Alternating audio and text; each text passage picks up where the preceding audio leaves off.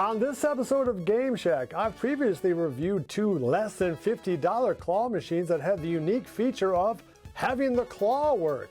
That's unlike the new Arcade1up Claw Machine that apparently doesn't work when you hit the button to have the claw drop. So I asked the question, is this the final nail in Arcade1up's coffin? Let's talk all about it. Coming up next.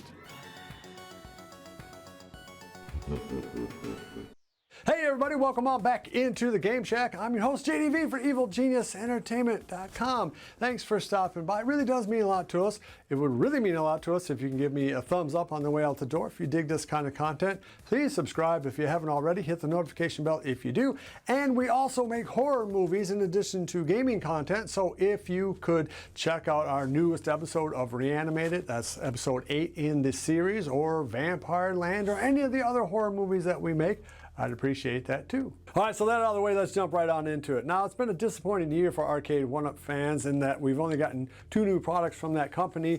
Both of those products having no new titles. I'm talking about the Golden Tee Midway game, which does have 20 games, 5 of which are Golden Tee games. So if you're not into that, doesn't make a lot of sense, but at least you did have some other games on there. Not that the controller deck for those games was particularly right, but anyway, it's something, as well as a new pub table, which also looks slick. Depending on who you are, if you're kind of like a guy who is just trying to add one game to your man cave, home bar, or whatever, I think both of those cabs are probably okay. But for anybody who's an actual fan or hobbyist of home arcading, it's been a very disappointing year from Arcade1 because, again, no new driving game, no shooters, no new titles, and the cabs that we have seen, again, are essentially just slight retreads of earlier versions of the same thing, just in a slightly different design. In fact, the only new game that was going to come out this year from Arcade1up is their claw machine, and some of us, including me, kind of look forward to it. That's because it costs about $1,000 to get into a base model claw machine if you want to get a decent professional one that takes money, one that you could actually have, kids playing, get toys out of and everything. So that's a lot of dough. So $4.99 seems, hey, we're saving half of that money. Well, that only is true if the claw actually works. And now there's multiple videos out there showing how the claw doesn't work. James Hates Everything already has a video out on how to fix the claw.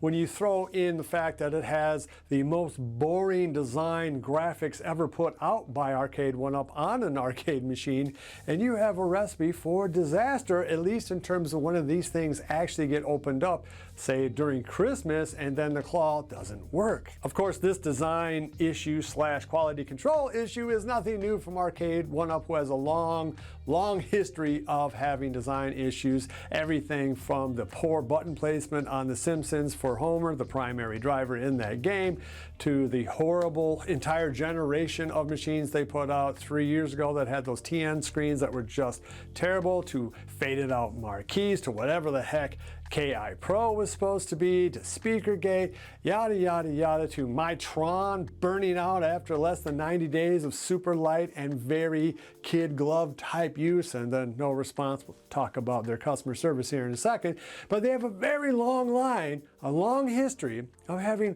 really boneheaded decisions in terms of both their design of the game initially and then their kind of quality control at the factory and as these things get released to the world. So having this claw machine have a built-in, it's not dropping when you hit the button to drop the game, which is really the only thing this thing is supposed to do, and makes you wonder what the heck is going on at Arcade1up. So maybe you could excuse this lack of quality control and or design issue if the company had put out 6, 7 other brand new titles this year. New cabs, something we had never seen before. A new shooting game, new driving game, that Alien vs. Predator that they teased. Heck, even a track and field or any of the other half dozen games that we have seen before, like, 720. None of that happened. There's nothing in that would prevent Arcade1up from spending just a little bit of time to make sure that the claw machine, the only original cab that they're doing this year, actually worked. When you hit the button, have the claw drop, pick up a toy. The fact that it's not doing that on several of these units already is a ridiculous thing, right? I mean, it's just absolutely crazy that this company does not understand that quality control, design, things are a very important aspect when you're going to be charging $500, $600, $700 for these machines. The fact that they're putting on another machine that doesn't work right out of the box it's unsustainable is what it is. Is this the final nail in the coffin? Yeah, maybe, because what else do they have? I mean, them putting out a claw machine at all is for one reason only. They didn't have to buy any licensing. They didn't have to give Midway any money. They didn't have to give Atari any money. They didn't have to spend any money. This is something that you or I could have built, I suppose, if you got the design for a claw machine. Except that I'm guessing that if you or I were set out to build our own claw machine, the claw would actually work. I know, right? A crazy idea. So, no, this is a horrible sign for that company. It really is. And so what's going to end up happening if Arcade1up does not immediately jump up to the plate and fix this problem pronto is that you're going to have yet a whole other wave of buyers that buys one of their products and then comes away going, gee, why did I just spend $4.99 on that? Because I feel ripped off. Anybody who buys this and it doesn't work perfectly out of the box, at least picking up 7 ounces worth of toys, is going to be very, very angry. Because again, you can buy a smaller $50 version off of Amazon that's going to work every time. So, you know, when you're talking about something that costs 10 times the price and doesn't do what the other tinier machine is going to do, that's a real bad sign. So yeah, I think this is it. I mean, don't look for any last minute miracles. I think Arcade1up is going to go out of business in 2025 because of things like this, because of horrific quality control, bad designs, a lack of customer service, and a lack of existing in the real world. Because where in the real world can you make a machine that doesn't fulfill its primary function at all? All right, let me know down below, what do you think? Am I being too negative on this? Is this really the last nail in the coffin? Because I don't see where they go in 2025. I mean, this has been a bad, bad year. The 2 other cabs, oh, okay, those are one-offs. Yeah, they're okay. Nothing that's going to inspire their home-based community of the 5,000 to 10,000 people that'll buy pretty much anything from them, as long as it works, and as long as it's somewhat new. That claw machine is neither. They're done. We haven't seen any new cab from them since Time Crisis.